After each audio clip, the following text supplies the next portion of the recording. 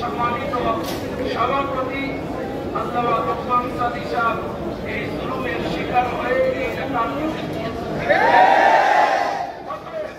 আপনাদের এই হাজারো তৌহিদ হাজার হাজার তৌহিদ জনতার সাথে আমরা সাথে কাঁধে কাঁধ মিলিয়ে আপনাদের দাবির সাথে ইন্তেফাতুল পরিবারের পক্ষ থেকে আমরাও একাত্মতা ঘোষণা করতেছি।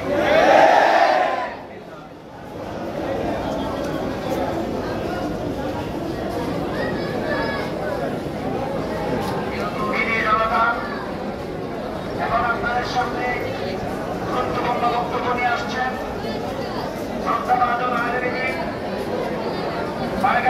কেন্দ্রীয় জামে মসজিদের সম্মানিত ইমাম ও খতিব হযরতুল আল্লাহ হযরত মাওলানা মুফতি নাগরী সাহেব দামাত বরকাতুহু নারায়ে তাকবীর।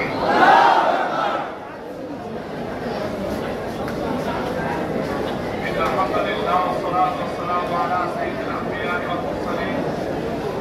সম্মানিত উপস্থিতি, আজ এখানে আমরা সকলে সমবেত হয়েছি একটা বৈধ দাবি নিয়ে।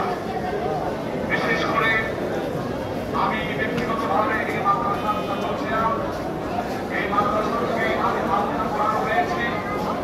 আলহামদুলিল্লাহ এখন এই কেরানীগঞ্জেই আমাদের উস্তাদের দোয়া নিয়ে আপনাদের আশেপাশে আমি কেরানীগঞ্জ কেন্দ্রীয় জামে মসজিদের বর্তমান ইমাম